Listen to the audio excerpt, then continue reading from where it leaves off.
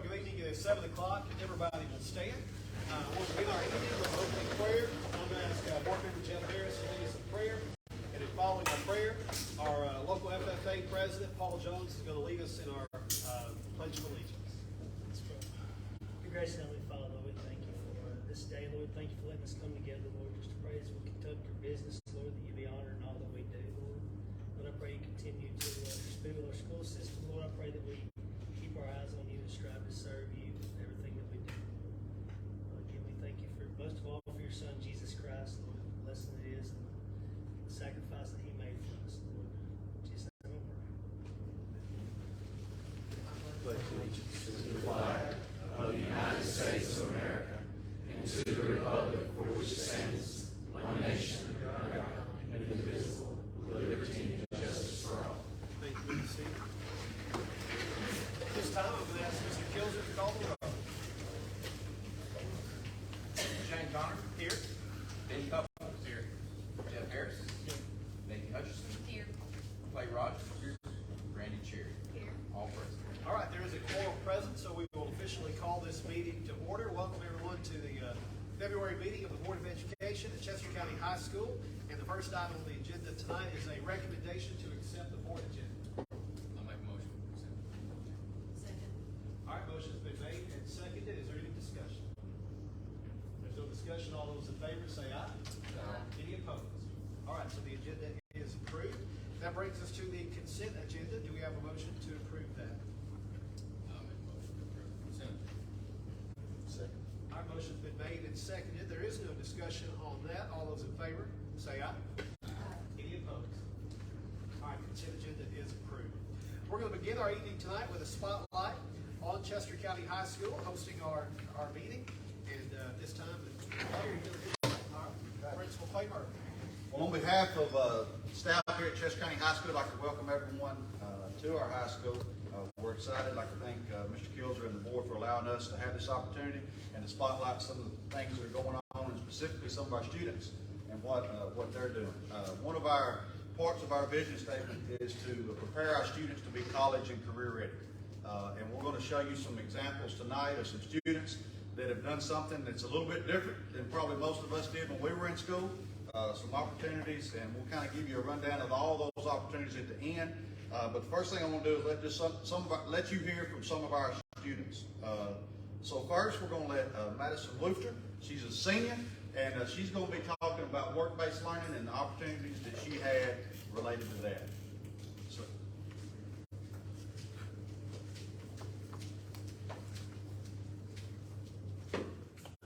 Hello, how are y'all? I'm Madison Lufter. I am a senior in high school, and I am working at Quality Metals for work-based learning. I leave school right after third period, which is my algebra class, and I'll leave around 10:50-ish, get there by 11 o'clock. And what I do is I clock in just like regular employee. I'm just a part-time, not a full-time. Well, on, say, spring break, Christmas break, stuff like that, I work full-time hours if I choose to. I don't have to, but I like to. I get paid hourly. I just actually got a $2 raise. Thank you. I think I've been there maybe 2 months, give or take.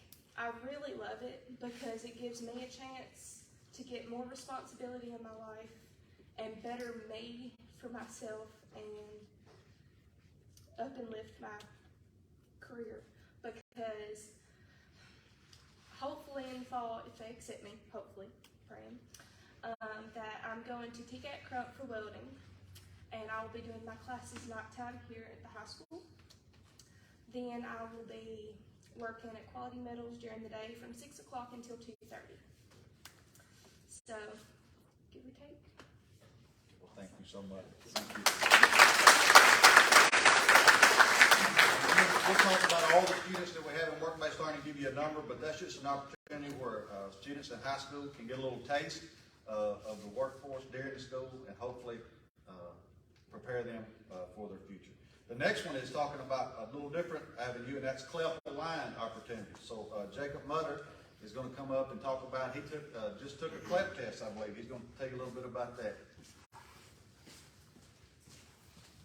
So CLEP, if you don't know what it is, which I probably don't expect you to, it's just a group of tests that you take before you go into college or even during that are for your gen ed classes. And if you are to pass those, then you get credit for that course, which will help you to save money on those classes, and it'll help you to get more education through courses from websites like Modern States, which our school very much promotes. I chose to take these classes because my history teacher, Coach Callis, had suggested at the beginning of the year for us to, throughout the year, go in Modern States and just, I'd say, watch the videos, answer questions, look at a textbook, and it aligns with our course. And at the end of the year, we're able to take a test and of course get the credit for it. I think that every student should definitely try this because it may be challenging, but at the end of the day, you save a lot of money for college. And it helps to sharpen your mind on new ideas because it ranges from French language to algebra to history to chemistry to literature and everything in between. So that is all. Thank you.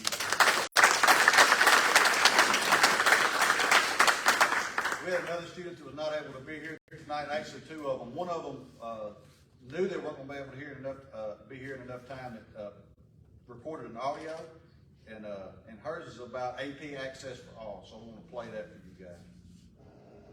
Hi everyone, my name is Leah Rep and I'm a junior here at Chester County High School.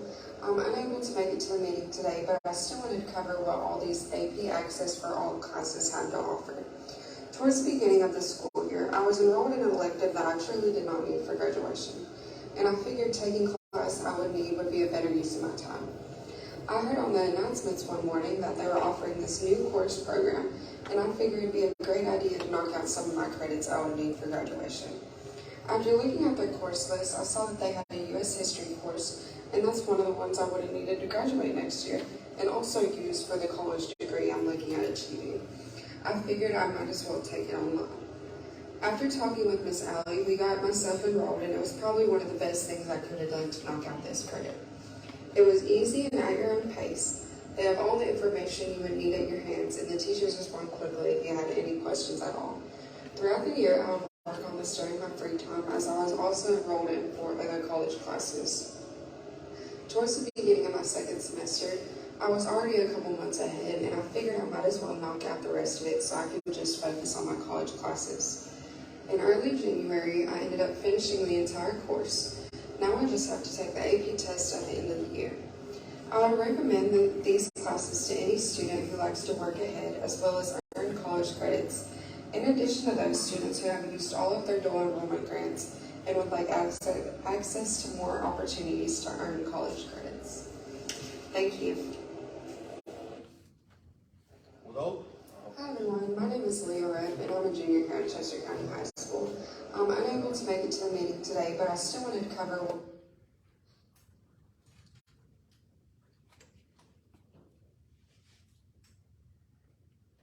Okay, so those were 3 great examples of students that we're very proud of.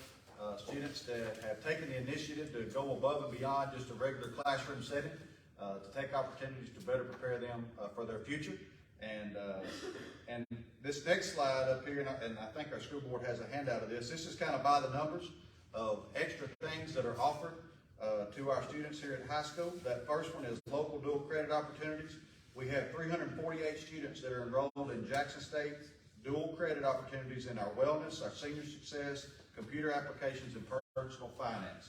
So they take their classes here at our school, and then at the end, they take an exam through Jackson State, and they are able to earn dual credit opportunities through Jackson State for those classes. So they're taking regular classes with us, with our teachers, and have an opportunity to earn dual credit through Jackson State. And in dual enrollment, we had 224 current students that are enrolled in different dual enrolled opportunities through Jackson State, Freed Hardeman, UT Martin, and our TCAT. So 224, we have around 800 kids. So over 200 of those kids are taking advantage of the opportunities through dual credit. And with Tennessee Promise and all the opportunities they have and the grants, you know, a lot of that for you parents saves money for students that can earn college credit while they're still in high school. Work-based learning is something that we're really proud of, and it's growing and going to get even bigger here. We have 33 of our students that are participating in some form of work-based learning. And as you saw or heard earlier, that's an opportunity for our students to actually get out into jobs and work at something more than likely that's going to prepare them for their future. So we're super excited about those opportunities that our students, Club Exam and AP Online Access, the two that we highlight in there at the bottom, are newer, and they are the more accelerated programs. So there'll be naturally less people to take those, but it is to challenge some of our students, and they can earn college credit for that. So as you can see, and along with what we want to prepare our students to be college and career ready, we have a lot of opportunities, and we're very proud of our students that take advantage of these opportunities that go above and beyond just a regular classroom setting. So thank you guys again for coming tonight. We're super proud. Thank you, students that showed up. We're very proud of you, and I will turn it back over to Mr. Collins.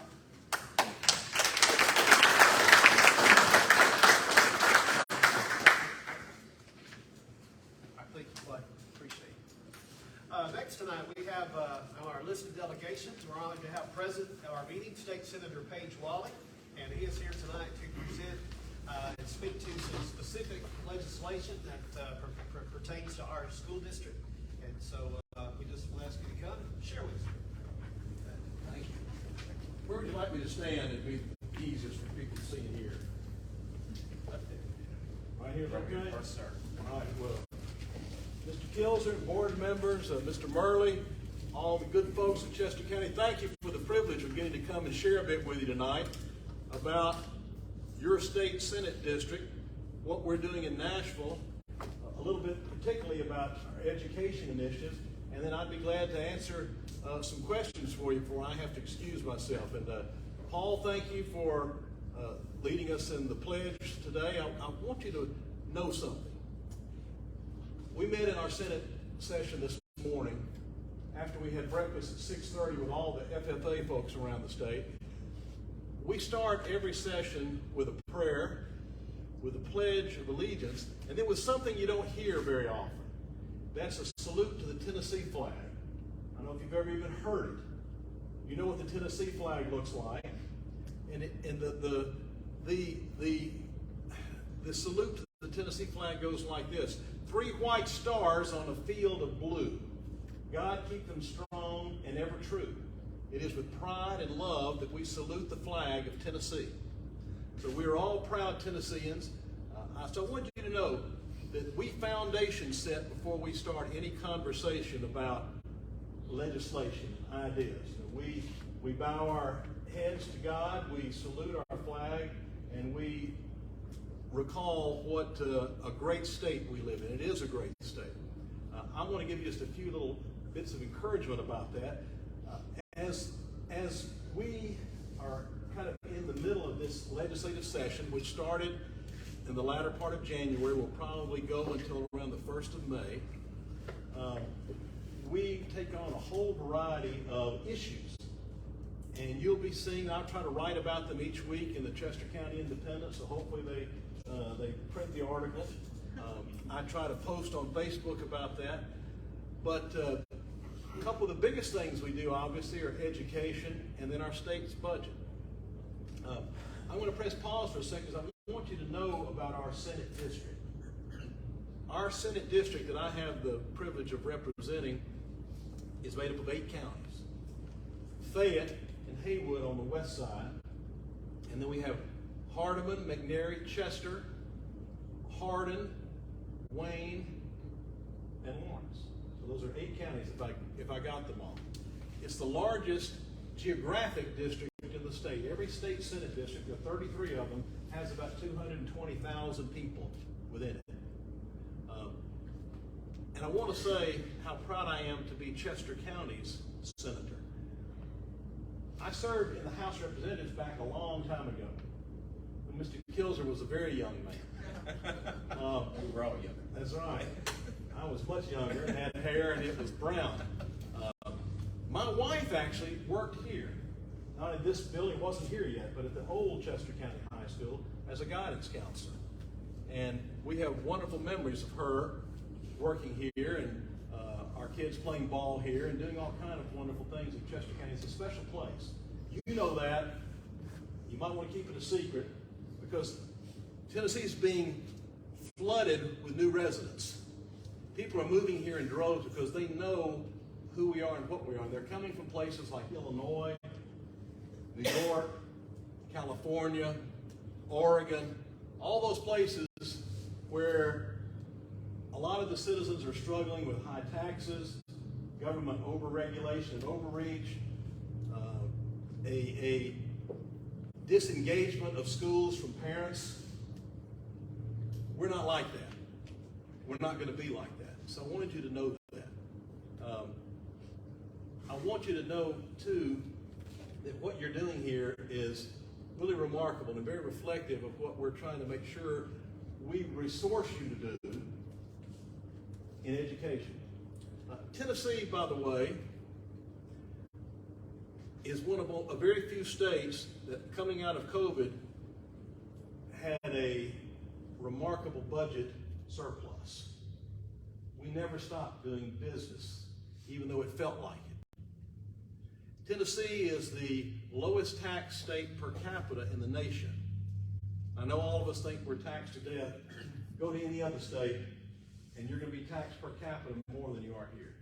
We have the lowest indebtedness per capita of any state in the country. You know, our roads, and I fondly travel the roads of Chester County. I remember when Mr. Noah Weaver, was the Chester County road superintendent here. I know everyone will say, well, gee, we've got problems with this road, problems with that road. Yes, we do. But we pay as we go for our roads with our gas tax, and we don't go into debt to build roads like they do in Mississippi and other places. So I just want you to know that, because that's something a lot of people don't really know. Our pension plan for our teachers and state employees is fully funded.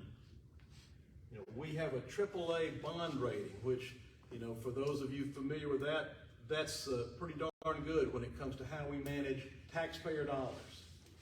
So I just tell you all that just to give you a little bit of a foundation. I want to share with you that we're going through a fascinating metamorphosis in how education is funded here in Chester County and across our state.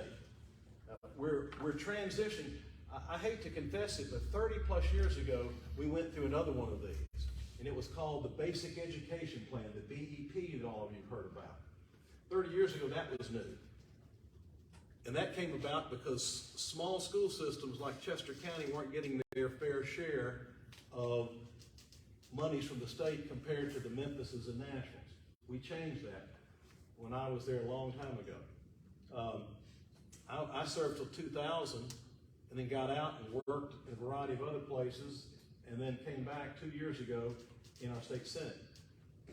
But now we have a new funding mechanism you've heard called TISA, Tennessee Investment in Student Achievement. Now, correct me if I'm wrong, but I believe that as a result of doing that and trying to make sure that we have specific dollars allocated for specific students and specific needs, that Chester County is getting a significant increase in state funding to make sure you get to do the CTE programs and the work-based learning programs, which, as you know, with Governor Lee and our legislature right now, we are all about trying to improve and create greater access of technical and work-based learning and education. Maybe the biggest thing that's ever happened here in West Tennessee, financially and investment-wise, you may have heard about an hour west of here. It's a place they've labeled as Blue Oval City, where Ford Motor Company is building the largest automotive manufacturing plant in the world ever on the Haywood-Fayette County line to build the new Ford F-150 electric pickup trucks. There's a gigantic battery manufacturer going in at the same location called SK Innovations. It's a partnership between Ford and a company from Korea that's going to manufacture the batteries for this.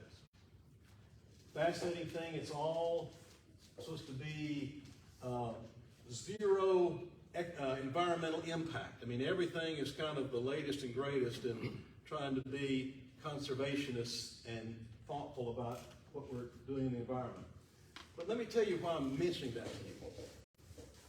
While Heather's working to make sure that the work that she does with Quality Metals and all of you folks making sure we take care of Chester County first is important, there's going to be extraordinary ripple effects from this plant.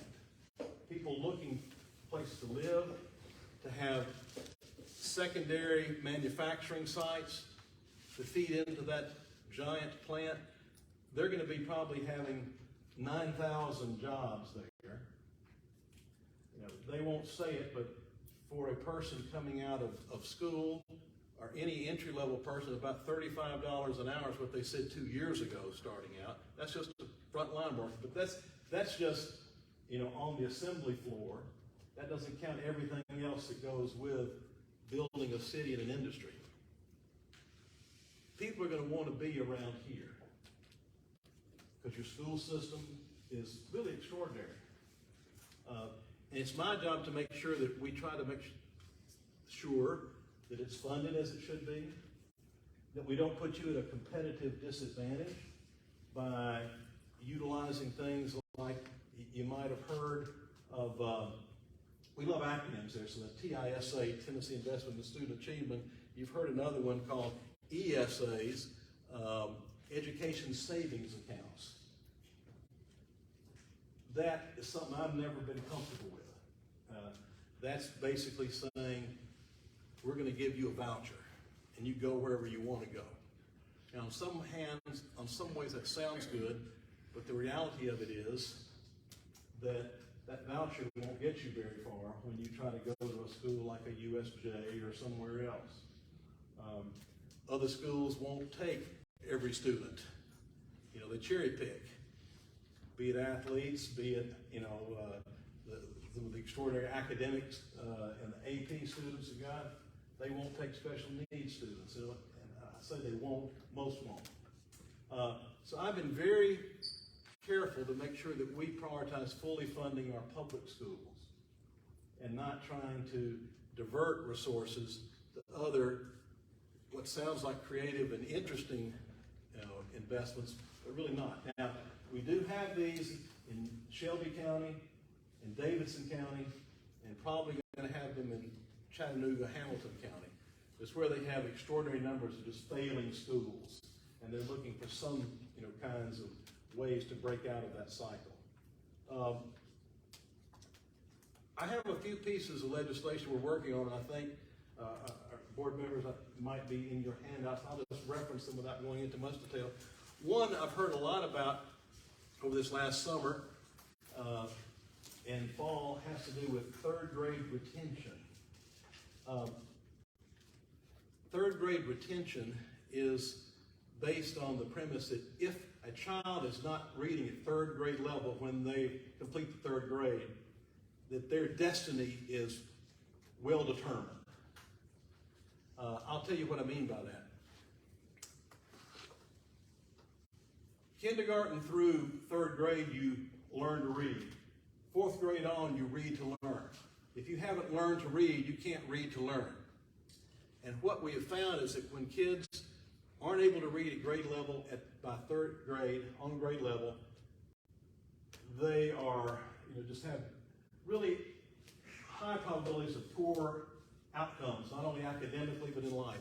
The state of Mississippi, they don't advertise this, but they have used third grade illiteracy as a way to decide how many prison beds they need to build, anticipating that these kids, you know, a significant number of them are going to end up in their corrections system. And it's that predictive of life outcomes. It's one of the best predictors of life outcomes that we have. And that's just a statistical reality. So, legislation was passed a year or so ago that said, look, beginning with this year's class, if these third graders are not able to read based on a particular test, they're going to be either retained or have a lot of remedial work that they're going to have to complete during the summer months, tutoring, summer classes and whatnot that are funded by the state in order to advance. Otherwise, they're going to be retained. Now, I can't tell you how many mamas and grandmamas I've heard from that says, oh, no, please not my kid. That they're, they get anxious about test taking. They're not on grade level, but it's going to hurt them if they're not able to advance with their classmates. And you can begin to see the dilemma. Are social promotion good, or is it based on what we know that if we don't help them and get them ready, we're not doing them any favors by moving them off. So, right now I have some legislation that you see there that is looking to try to tweak that somewhat, that expands how you evaluate reading readiness. Not just one test, one time, but giving more local control to the teachers and faculty here to make some of those decisions. Now, that doesn't necessarily make it easier on you and the faculty here when you have to say we need to, keep your child back. But we're going to try to make some modifications to give more local control and expand the evaluation tools that are used to assess third grade reading readiness. That's one thing. Another item that I have been working on, as a matter of fact, had it today, yesterday in an education committee in the Senate, is virtual schools. Some local education authorities, some school systems have virtual classes they can offer. Some do not. So this legislation will allow those that do to negotiate with those that don't, if those that don't want something to test out, but in particular for those kids that are in out-of-school suspension. That's been a big issue in Fayette County, and that's one of the places where they do have something, is when you have kids that are in out-of-school suspension, how do you educate them, what can you do? So it would allow that. And then the third one I have, which really probably won't go anywhere, but I want to just kind of provoke the conversation, was the availability of universal pre-K. Now, we have a pre-K program now, but not everyone can qualify for it. And again, based on that third grade literacy, if the most important possibly time in this child's educational life is getting through third grade and really being on track, then maybe we need more services up front than waiting till we find them struggling in the 4th, 6th, 8th, 10th grade and trying to remediate them. So, those are some of the things we're working on. I want to thank you too for allowing Mr. Kilzer to really be a trusted advisor to me. I have 8 school systems, 8 school superintendents or directors, and I really lean on him because I know he's been around a while. He understands me, my values, my heart. I understand his. We're together about 3 weeks ago with all of these superintendents. I got us together down at Hakey's Catfish Hotel, fed them lunch, but we talked about issues of interest and concern, and just making sure all of them were on the same page with each other and could communicate with me about their concerns. I work closely with your state representative, Kirk Haston. He wasn't able to be here tonight. He had an obligation with his family. He's got a young family. I don't anymore. Mine are grown and have kids of their own. So, but he's also, as you know, an educator in the Perry County school system and much taller than me. But we work real closely together on, particularly on these issues. We were texting tonight, as I was getting ready to come in here about what we wanted to cover.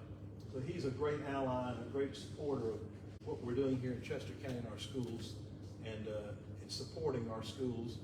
So the last thing I think I'll say is we've referenced work-based learning and education, career and technical education, and that's where we're investing a lot of resources. Crump is going to be increased in size. A new TCAT is going up the road in Stanton on that site of Blue Oval City. And the governor is very committed to us investing significantly in career and technical education, because we believe that's where the opportunities lie for most of our young people, and a best way to keep them here and keep them at home, particularly in rural West Tennessee. So you'll hear a lot about that. We will be passing a budget in the legislature here before the 1st of May. It will be a balanced budget, as it always is. We will have a healthy surplus. We're not going to spend all the money, but we are going to be investing a good bit in roads. I referenced that earlier, because our roads, county, municipal, interstate, we've got issues, that we pay as we go, but at the same time, now that we have some surplus, instead of just sitting on that, we're going to invest it in something that'll benefit everybody, which is improving our roads more rapidly than we've been improving. So those are just a few things. Now, I'll close with this, and then I'll let you ask me questions. If I don't know the answers, I'll defer that to our superintendent. But you can contact me anytime for anything you have on your mind. I try to advertise my telephone number, and that sits right here. That's who answers it on my hip. My email address, I'm easy to find. You can come to Nashville. Paul, the FFA group from here in Chester County were there this past August.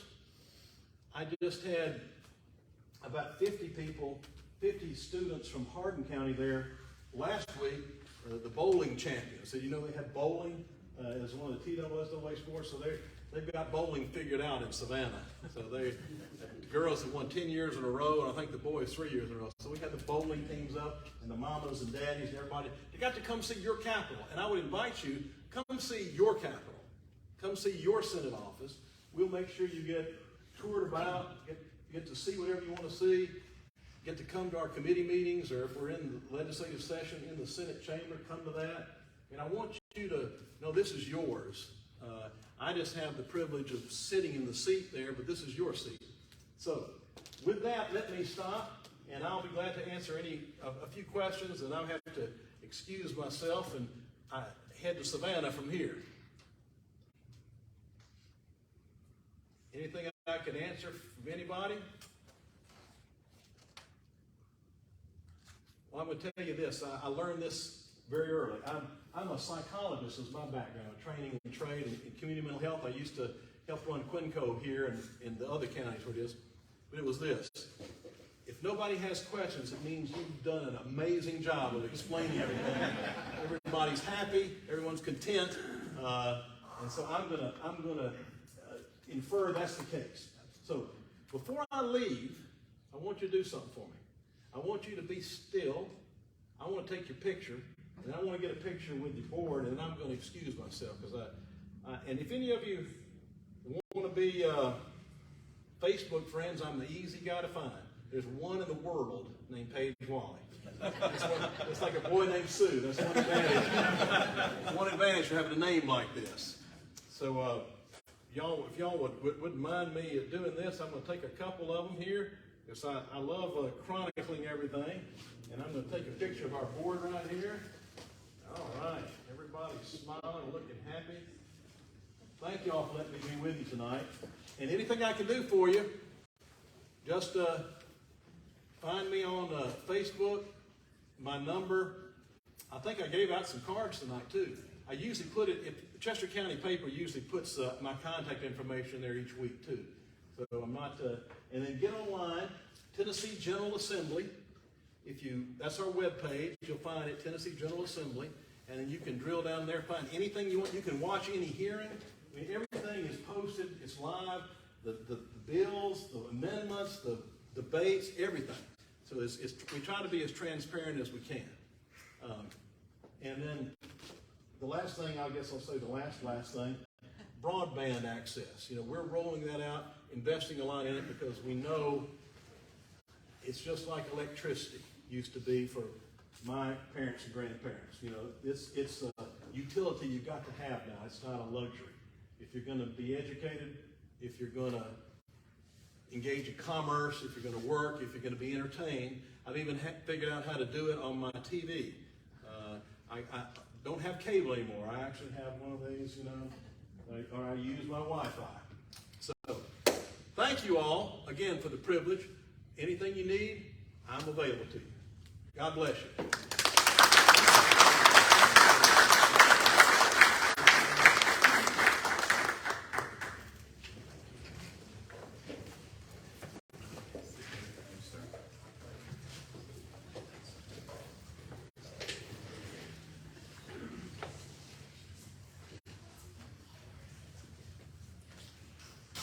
Appreciate State Senator Walls for being here today.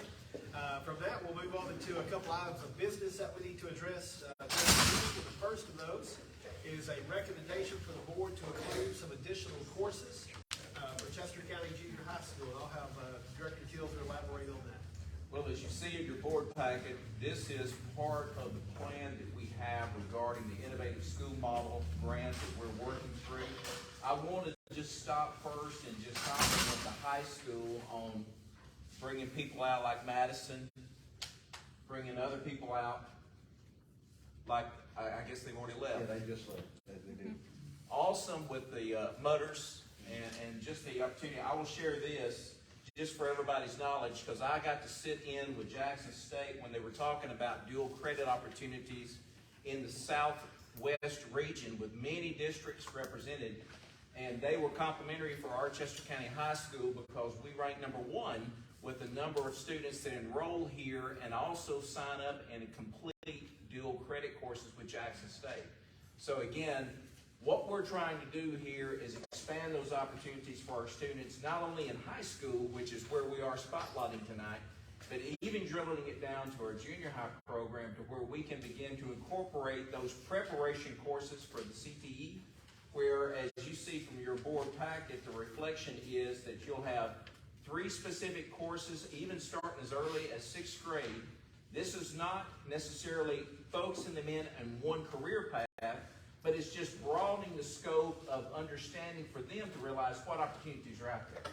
Just like Paige talked about with Blue Oval City, and the ripple effect that will occur in the next few years to come.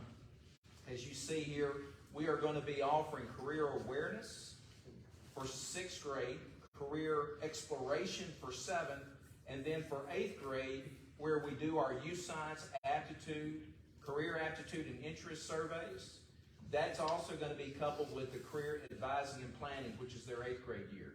So for those 3 years of school at the middle school, at the junior high level, they're going to include those courses. Again, as you see there from the table that I provide you in your packet, those represent 12-week or a third of the school year for next school year. And then coupled with that at the 6th grade level, we are also in the year 24-25 required by law now to incorporate or include computer science courses at all grade levels. The minimum requirement for 6th, 7th, and 8th is you would include at least a 6 weeks grading period of a keyboarding or computer science course. For 6th grade, we're going to use keyboarding. For 7th grade, computer science, and for 8th grade, computer applications. Again, just like with the CTE programs, that's going to include 12 weeks for each one of those courses. That will significantly satisfy a year ahead and gives us an opportunity to practice and to refine those courses so that for the next year, we'll be meeting that requirement fully at that grade level. And then third, which has always been something that we've dabbled with at the middle school grades and also at the high school grades, is the STEM. Again, STEM is another acronym that stands for science, technology, engineering, and math. And that's going to be a more non-traditional class, like in those fields of study, but it's using project-based, innovative learning strategies. And as you see here, each one of those grades at the middle school will have a 12-week period of a STEM focus, which will include for 6th grade STEM Explorers, for 7th grade STEM Innovators, and then for 8th grade STEM Designers. These are all courses that are recognized by the state, so there's no special consideration that I'm asking you to consider. I just want to share with you that these courses will be included in next year's, the 23-24 school year for the middle school grades or junior high. And it is my recommendation to the board to approve these, recognizing that each one of these courses stand alone for a 12-week period will represent a full credit course. What will it take place of?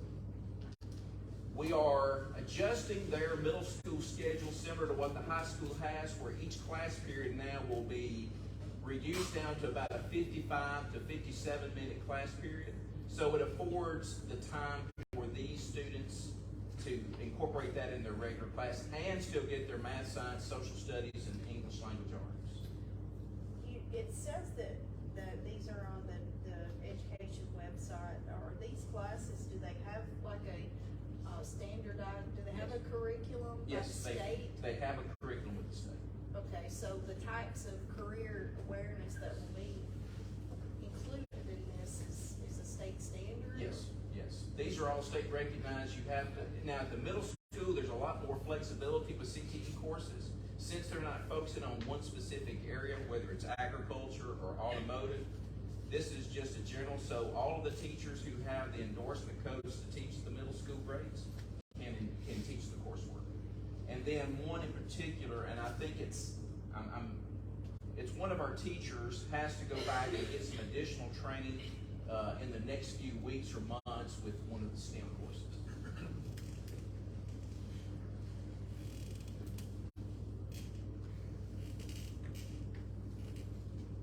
Any other questions or a motion to approve these additional courses to the junior high school?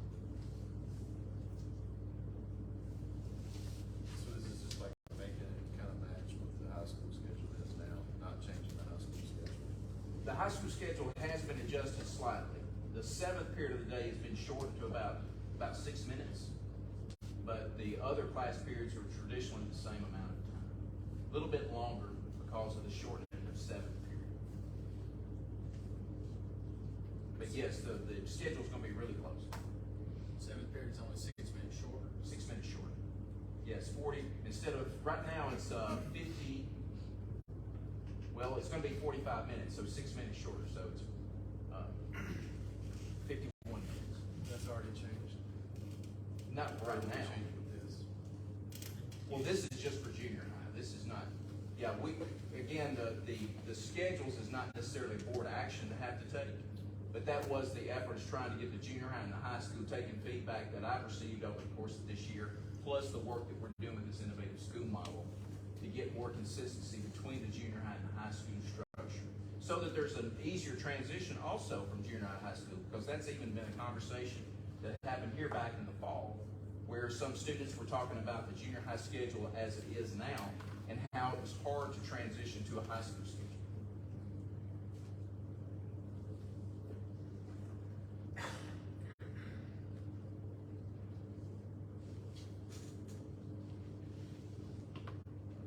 Is there a recommendation to approve these additional courses?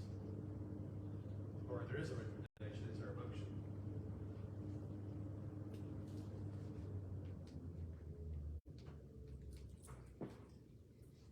I'll make a motion, we approve these courses. Okay, motion's been made by Becky Hutcherson, seconded by Joe Harris. Any further discussion or questions? Not all those in favor, say aye. Any opposed? All right, it is approved. All right, the next item that we will discuss is a recommendation to revise a current board policy, which is also tying into the new focus that we have, and this will be affecting the class ranking policy. And I'll have Director Kilmer explain more about that as well.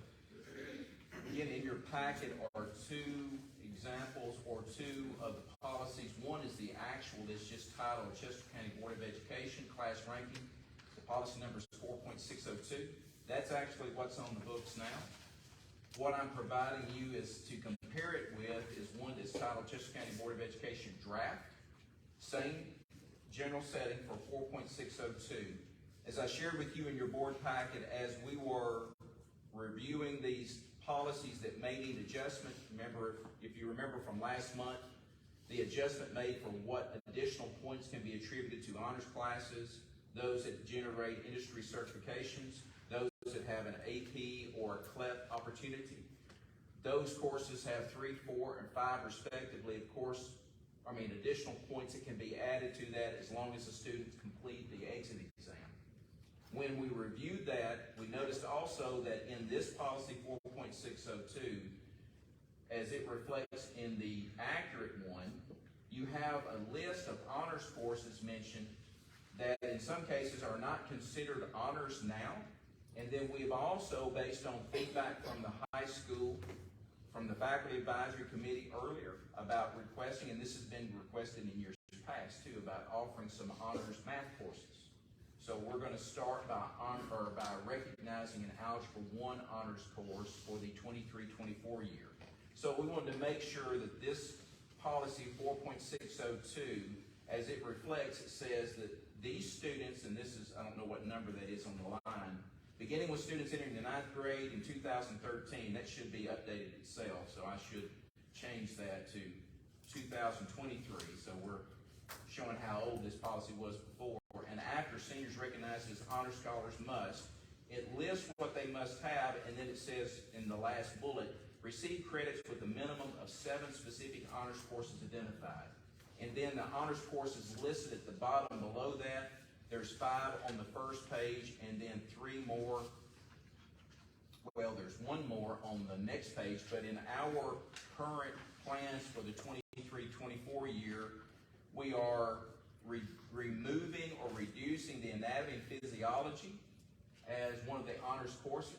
That is still a course that's offered, but it's within our CTE program for our health science education. But we're going to add honors math courses, and then on the next page, as you see, the courses with passing CLEP exam that's already been described of Mr. Mutter. And then as we've talked about, dual credit courses as well as career and technical courses within an available focus area. So in order to get the anatomy and physiology, if that be their path, they would have to take it as a CTE course. That's right. That's the only one we offer right now. It's in the CTE course. Now, it's not a required course for graduation. It's an additional course, but within that CTE program, depending on what specific path that student is on in that elective focus, that's one of the courses they can choose.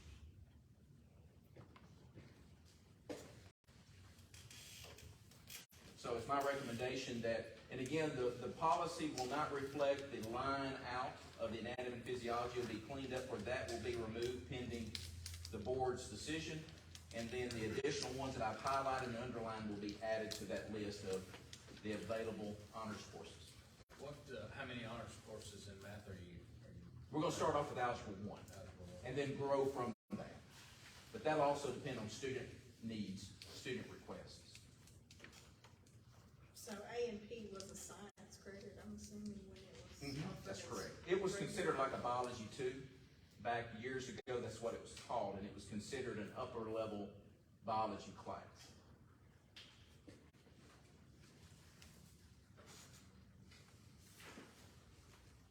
There's a recommendation for the board to revise this policy, 4.602. Do I hear a motion that we accept the recommendation? All right, motion been made. All right, there's a second. Any other discussion or questions about that policy? If there's none, all those in favor say aye. Aye. Any opposed? All right, that policy revision is approved. Next, we have on our agenda a recommendation to award a construction management RFP to E&T Contracting, also along the lines of our CTE improvements here at the high school. And again, I'll have Mr. Kills talk into more detail about that and our capital projects committee as well. Well, and with us tonight is Mr. Edward Jones, owner of ENT Contracting, and Mr. John Mark Williams. Again, and again, in attendance of our Capital Projects Committee was Ben Couples during that meeting, along with Britt and I, and me. You almost messed up. Well, I did mess up. It's of course correct. I was gonna remind. I know you were. I was waiting for that. I held it long enough though, right?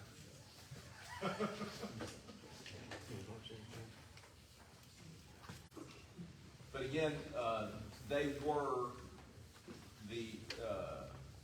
ENT was the only one who submitted bid, and in your proposal, or in your package, you have their proposal along with the evidence from that bid opening or RFP opening that we had on February the 10th. Based on what Mr. Couples had asked was that when John Mark began to talk about the 5%, and then in addition to the 5% about what was called the reimbursables, Ben made the recommendation to John Mark to be here before the board and share in a bulleted setting, which is what they provided us, what would be considered in addition to the 5% if we did award them that proposal. You want me to go ahead and speak on this chapter? Okay. Please stop me at any time you've got a question. Feel free. What we've listed here in regards to that is the first item is management, supervision, and labor. And the way we would do this as a project manager, we would not bill 100% of my time to this project, because I'll be working on other things for the company during this time. However, a superintendent will be on site 100% of the time. So we have to bill them at their full salary. They won't come on to the job though for a while. I've started now, you see. I'll be working with the architects, or I say I've started now. You're not paying me now. Thank you. Yes. Basically, we're working for you now, just to get this going. And as far as paying us or anything like that, that's down the road. You've got to give an architect. What we want to do is get an architect in here that we can work with to bring you the most building for the least dollar without compromising quality. I say that over and over again. And basically what you're doing, you're giving us the privilege of being a good steward with taxpayer money. And we take it very seriously. So what we want to do, and as you know, we've got personal interest in the Chester County and the school system. So anyway, so those two, A and B under number 1, those two are in addition to the 5% figure. Now, also the third one, the office administrative cost, that one is in addition. D and E, they're not required for this project. We won't need a foreman, we won't need a job clerk. So those costs won't be part of it. F is a recommendation. It's not a set cost. The reason we recommend this is we know by experience when you've got a construction site, you've got materials that come in. Who's going to unload? Well, if we have a skid steer, we have a way to unload in there that's available. Every sub don't have to include that in their money when they bid a job. Therefore, you're not paying that cost over and over and over again. It's wiser to do that. This particular skid steer, the rental on it, like say, we've got a $2,000 month rental. You can see, look it up, the rental for these are more like $2,700 or $3,000 from a local equipment company or something. So that's just another way we can help you save money. And I'll add to that. Yes. Just like you mentioned, if you take a bid from somebody, they may have to rent a machine. You'll be paying that additional cost That's because they exactly may right. not own it. So if they have one on site, that's a savings in itself. Yes, and it could savings too. But anyway, like I say, that is merely a recommendation on our part. You don't have to accept that at all. These other items, quality control, safety supplies, OSHA requirements, first aid supplies, those things we know from experience are things that you're gonna need, and there's cost associated with it. We don't know how much cost. It doesn't look like it's a lot, but it's still something that we know we're gonna have to have. Testing services, we highly recommend that you do a geotechnical report on the site to know where we're building. How is the ground? Is it got, like I think I've explained this before, if you don't do a geotechnical report, and what a geotechnical report is they go in and they test the soil. They'll do borings and so forth, and they'll make sure that the soil bearing pressure is proper to build on. That there wasn't a garbage dump there years ago that nobody knew about.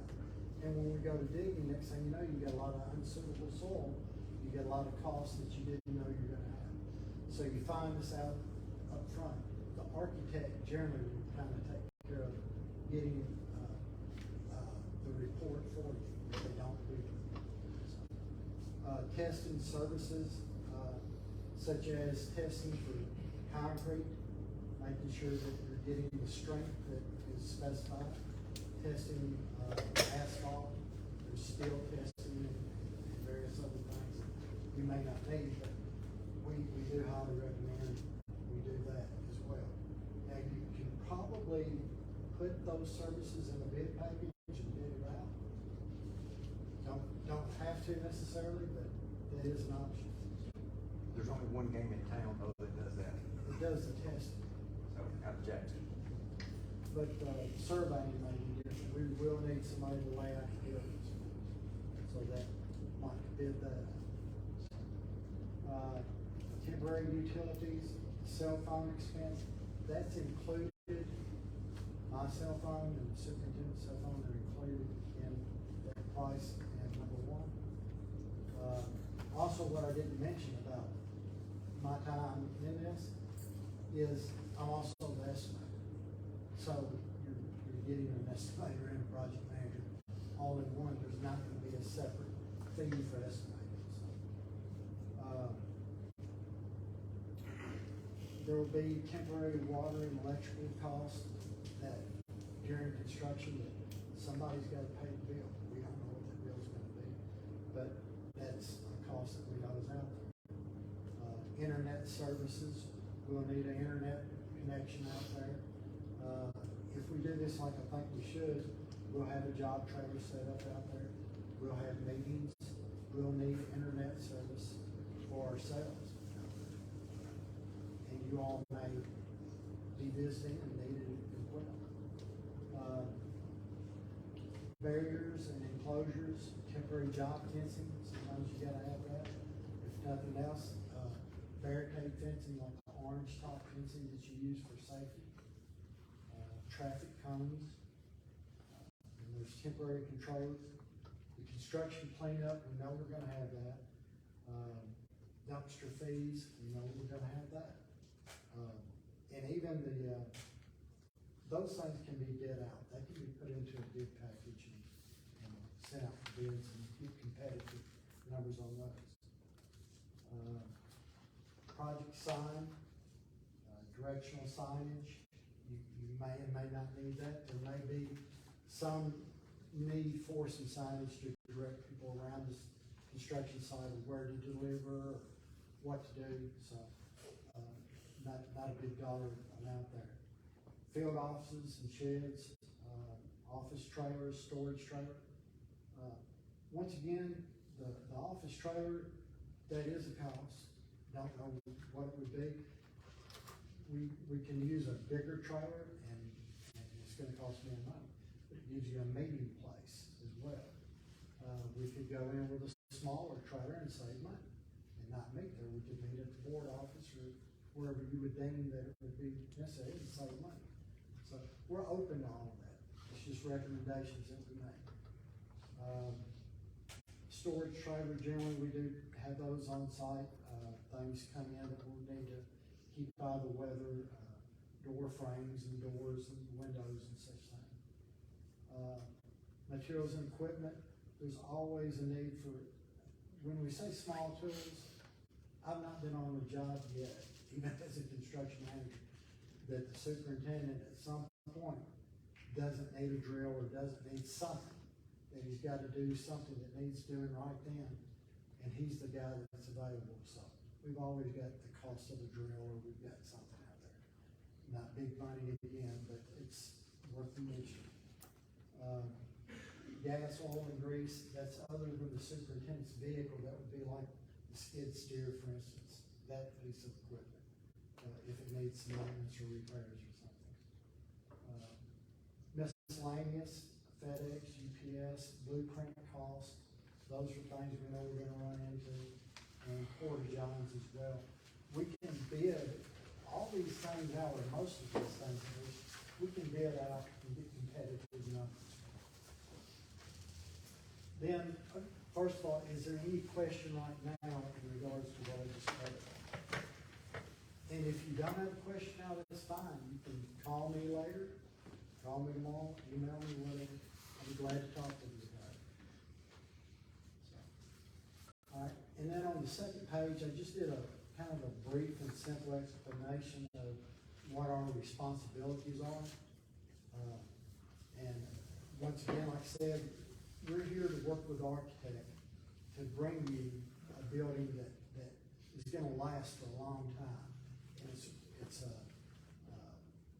of the quality that you're going to expect. So we'll work hard with architect to bring that in, and we'll value engineer it as it goes along, trying to make sure that what you get is the best for your dollar, period. Now, as we do that, when you select an architect and he's coming up with the design, there's like a percentage of the drawings are done, like 30%.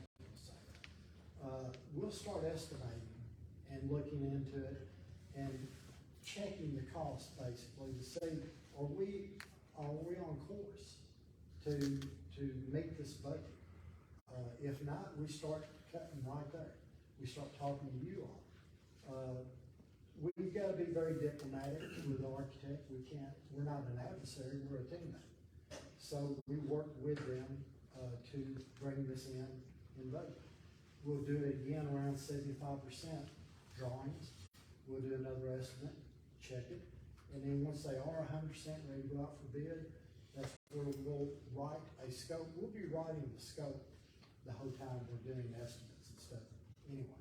But once the drawings and specs are complete, that's when we'll have the scope of work for bid packages of various items of work. We'll send them out. We try to get 3 bids for everything. That's our goal. Sometimes we get more, sometimes we get one. But we'll do the best we can. Once we get those bids, we do what we call a scope. We review them, we look for any problems or issues with them. We make sure that they did meet what was put before them to bid. Then we'll tally all that up on a spreadsheet and bring it to you all, the board, with a recommendation of who we, would say this is the best and lowest bid for this package. The combination of all these are the budget, or within the budget. If they're not, don't know that I've had that happen, but if they're not, then we have to go back to the drawing board. But that's the other reason for trying to do these schematic estimates along the way to keep it in check. So, any questions about any of that so far? No? All right. Then once we do get the bids, they've been accepted, you all have accepted the recommendations, we'll start the process, the submittal process, where the subs and suppliers will submit product data and drawings and so forth that we check. Then we forward them to the architect. The architect will then check them, make sure that they meet what he's specified and what he's drawn as well, so we'll get double checked. Once they sign off and they approve them, they go back through the process and back to them so they can order. they can't order any materials, they can't do anything until it's been approved. So, that's one of the processes we do. What the other thing that we'll do is we'll have the job site meetings that are bi-weekly. If we need to weekly, we'll make them weekly. Sometimes the job is in the heat of the battle, and you got a lot going on, you have to meet weekly. But regardless, we'll meet with the subs, we'll do that every 2 weeks. Then, once a month at your board meeting, we ask that we be allowed to come and give you the progress report on what we're doing, where we're at, we've got photos and what have you. The other thing is we use Procore, which is a construction software that we keep up with everything in this one program. Photos, daily reports, weather, you name it, it's all in this one deal. And we would welcome you all to have access. I gather that's the way that would work. And you all would have access to that at any time. You can pull it up and see what's going on, as well as calls, naturally.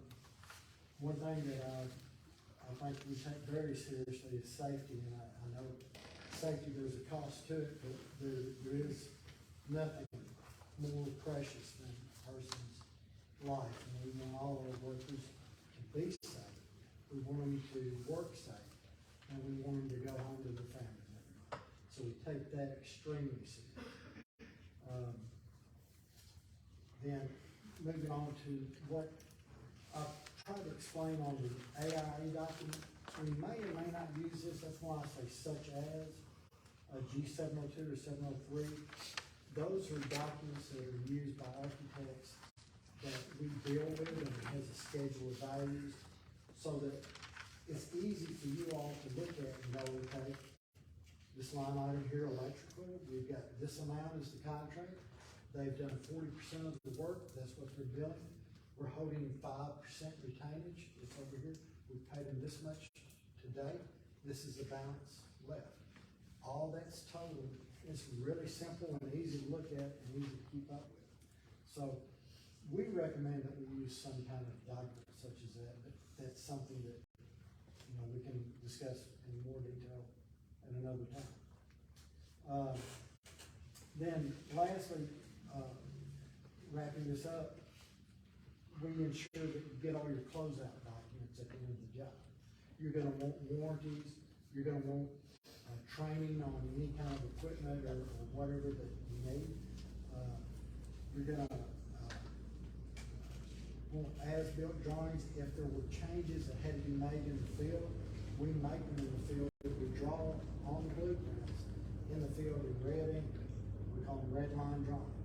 We mark them up so that it's known these changes were made, and that becomes part of your closeout document. So, anyway, I know it's kind of brief, kind of simple, but if you got any questions, please ask them. If you don't have any now, that's fine. Think of some tomorrow or whenever, please just call me. Be glad to talk with you. Do you have any additional questions?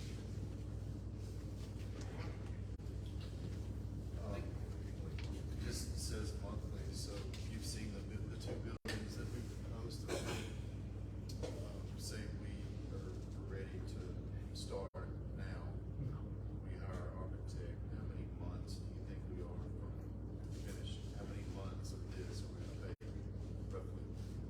So once the architect is hired, he will start, and we will get involved with it at that point. And so the architect usually takes 4 to 5 months. Now that's not 4 or 5 months worth of his time weekly per se. There's gonna be some weeks that we're not doing anything, we're waiting on him. There will be weeks that we will be involved. So again, the architect probably gonna take 4 to 5 months before he gets a set of drawings back to go out for bid. So his time will not be, it's not 5 months, it's not 25 or 20 weeks of that time. His time will be based off kind of what he's working as we get started. So again, once you get the architect hired, it may be a month before we have to get involved with it. I'm saying we may be in the initial, help of that, but then it may take him a week to get his ducks in a row and get all of his other engineers on board to start the project. It's a good question. But again, within this, once he starts the drawings and so forth, once the dirt, once we kind of know that information, some of the stuff we can go ahead and start the process of getting the surveying done, the geotechnical done, and go ahead and get the pad built, things like that. So there's some things that we can start ahead of waiting 5 months to get a full set of drawings. Some of it we can start ahead of time. Possibly order the buildings too. Yes, sir.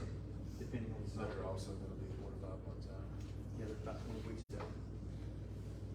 So,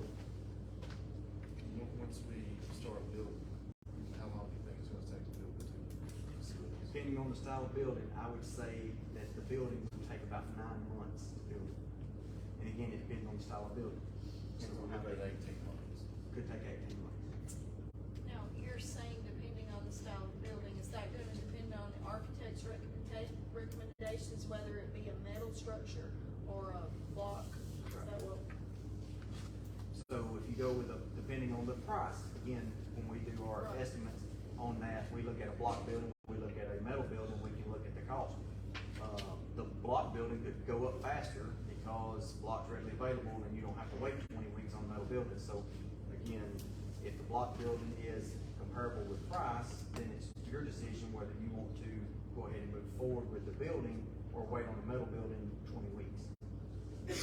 Which again, within all that, you've still got to do your dirt work, your concrete slab, your underground plumbing, electrical, all that.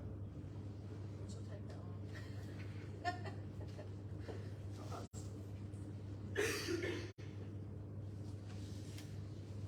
Well, I think that it seems expensive.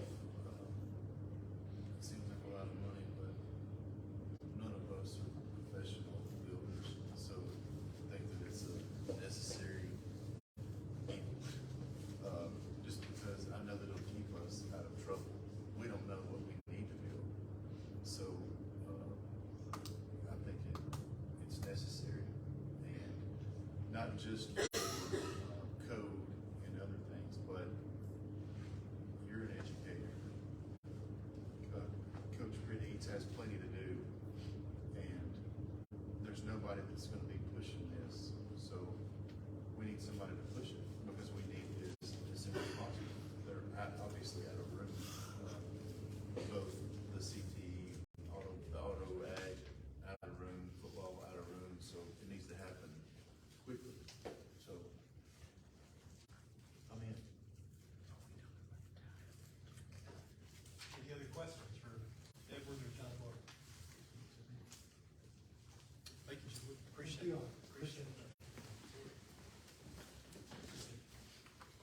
Now that we've heard the presentation, there is a recommendation to award the construction management RFP to E&T Contracting, and with that, possibly include a recommendation to grant authority to the Capital Projects Committee to approve the architect.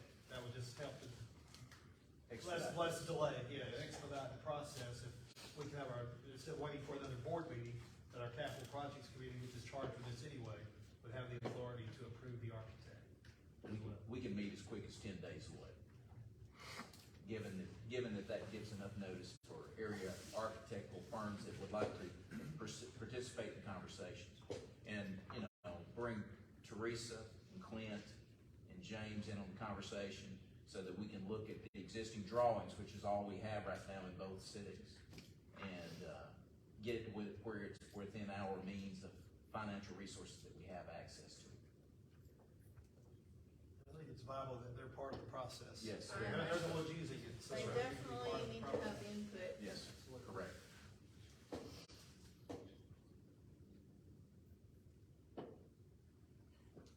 The floor is open for a motion for recommendation of this construction manager of the RFP to E&T and for the authority for the capital projects to decide on the architect to expedite the process. I make the motion that we approve for E&T to send E&T to do this job and grant the authority to capital projects for the architect.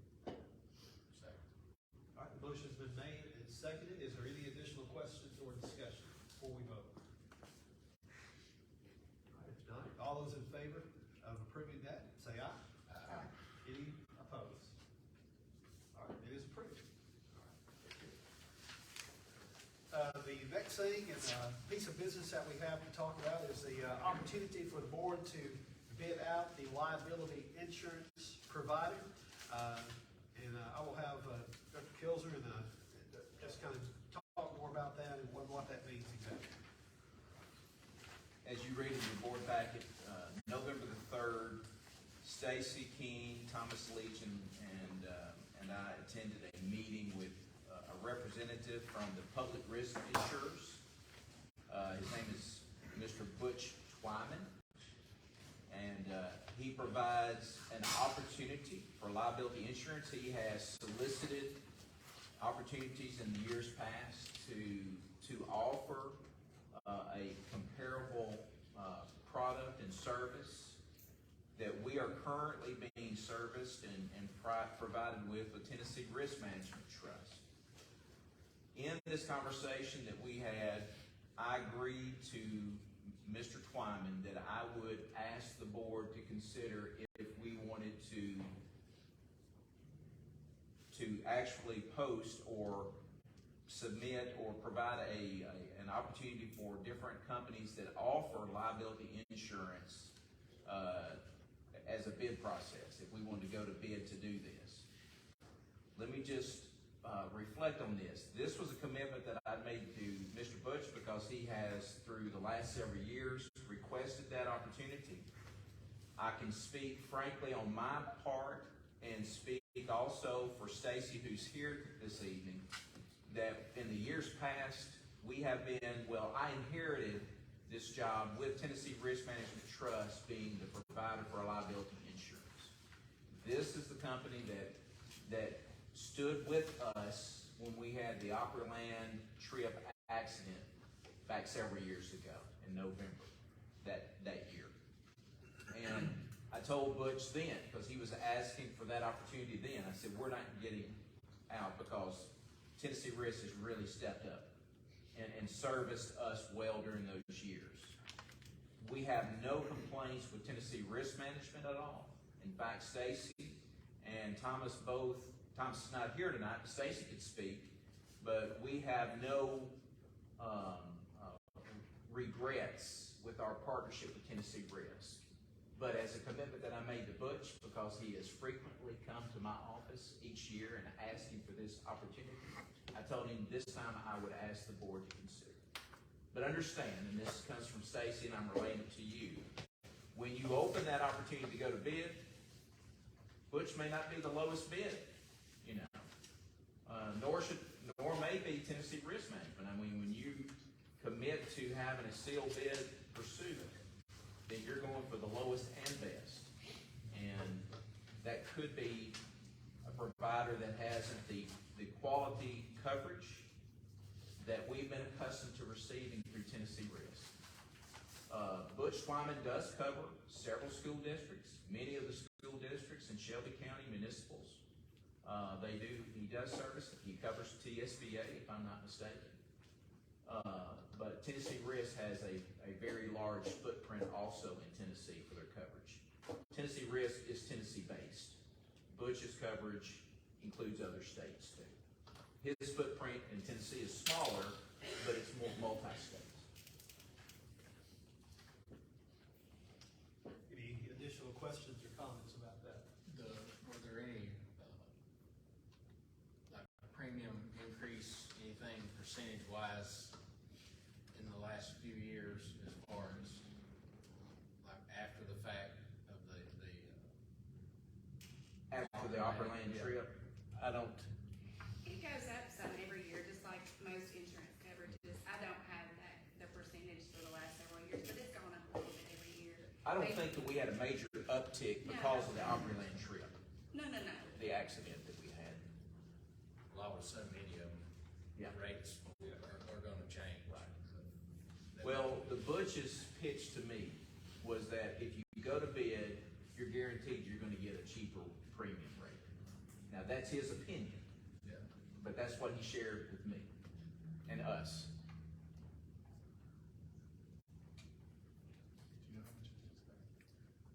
How much is the premium right now?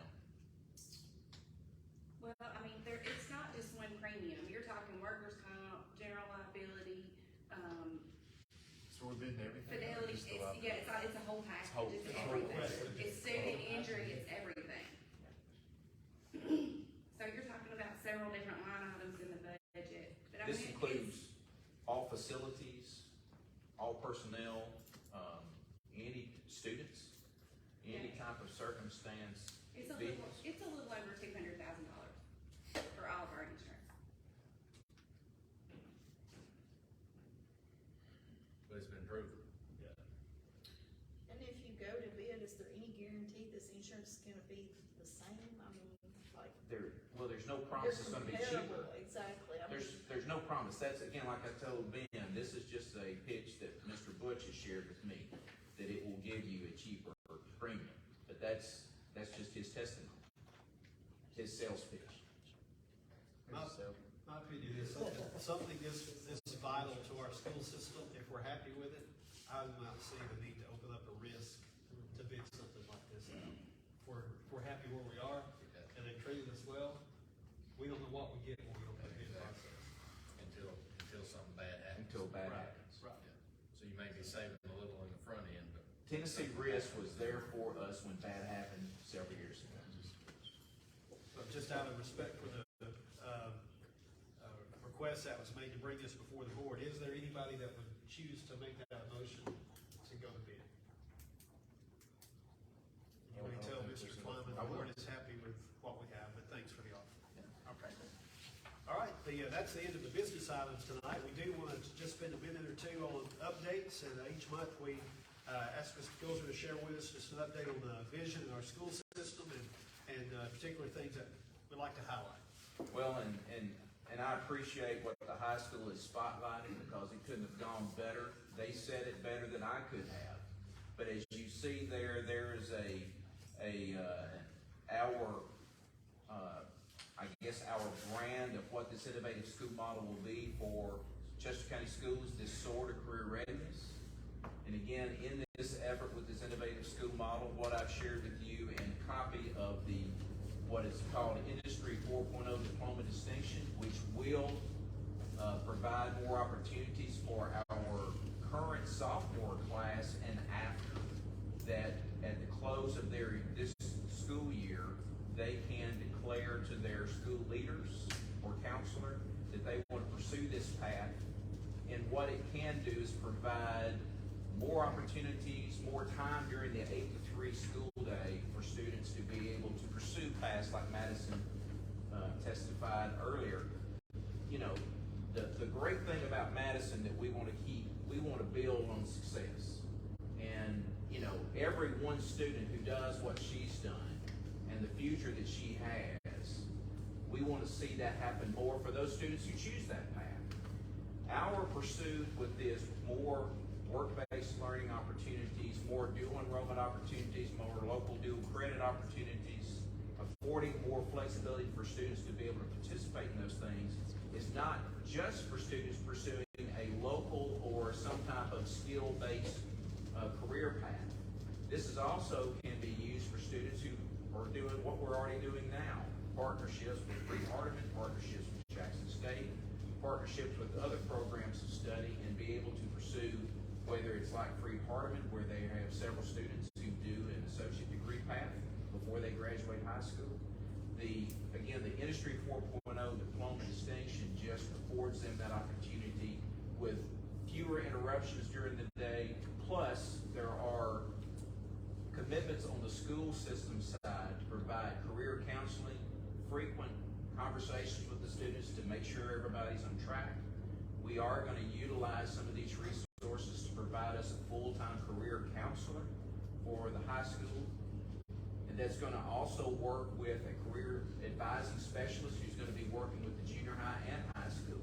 So we're going to have multiple opportunities for our students, again, at the middle school grades, to be exposed to what's out there and possible, to where they're actually pursuing something more specific toward their aptitudes and interests. We're not going to pigeonhole kids into places they don't want to go. It's based on where those students demonstrate already strengths in a career path. And just make sure they're aware, these are the opportunities that you can have with the pursuit of education this way. When we build these partnerships with, like, for example, TCAT Crum, it provides more opportunities for our students before they graduate high school to have industry credentials or to have dual enrollment that can continue, just like Mr. Mutter said, where he can take classes now and be able to get credit, which will help him save costs when he does go to the next level of his education. So we're very excited about the opportunity.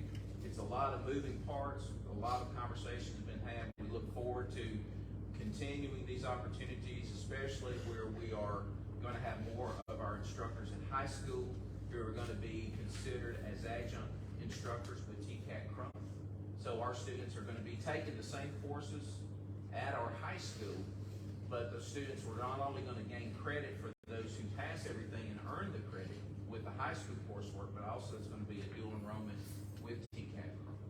That's just one additional measure that we're excited to offer. And I think we wanted to mention too the academic performance. Yes. Well, and I shared this with our faculty advisory committee at the high school a few weeks ago. And again, this is work that was generated recently by Mr. Randall Fenimore. We're in the process of developing a district-wide improvement plan and looking at previous years, more specifically last year's academic data. And what you have in your packet is a grade span comparison across 3, 5, 6, 8, 9, 12. And what this is comparison among different districts in our state, all the districts in our state that offer those grade bands. And when you look at what is initially shown on the state report card, which is also information, including your pack about how to gain access, this is now available for the public to see, that the first percentage or success rate, is what it's called, is a compilation of the student's performance with TCAP courses at the lower grades and also EOC courses at the high school. And what you have here in comparison is seeing how we rank in the 3-5 grade span, how we rank in the 6-8 grade span, and also in the 9-12. For the 3-5, if you notice, we're 15th in the state in overall success rate. For our middle school grades, we're ranking 19th in the state among all middle school grades in that success category or success rate category. And then for high school, we ranked in the top 30 in the state. And again, I've also highlighted some other districts that we do reference, that we compare with, meaning other school districts that we do look at. In some of those cases, they do have comparable demographics like we do. And one of the leading demographics to determine, or at least is an indicator for success, is socioeconomic status. So we have, and as you see with some of the districts that we have had in comparison, Chester County is fared very well across the state and all the grades, and we're complimentary with that work. But even with the best that we have, we can still do better, and there's room for improvement. So, you know, we celebrate where we have success, but we realize that there's still room for improvement, and we're committed to that task. The only other thing, if anyone has any questions or input on current projects, questions, or updates, anybody wants to share before we adjourn? If I could say one more thing, since Madison's here, I've included a picture. Madison is included in this picture, so you can get her to sign this picture for you, just so you can have it, the memorabilia. This is Quality Metal's recruitment message for their social media. And as you see this young lady from the left is proud as a peacock, we're proud of her too. And what we want to do is have her testimony not only while she's here at high school, but definitely as she gains ground, as she continues to pursue her career path to make disciples of all nations. So we're proud of her. And I just want to make sure, because I really like the picture, and she's standing there like she's the boss. So it's really cool. All right, is there anything else that needs to come before the board tonight? All right, if not, I'll also share that our next meeting, we'll be back in our home spot next month. We'll be at the board office. The next meeting will be March 23rd at 7 o'clock in the Board of Education conference room. And with that being said, we're at the end of our agenda, so this meeting is adjourned.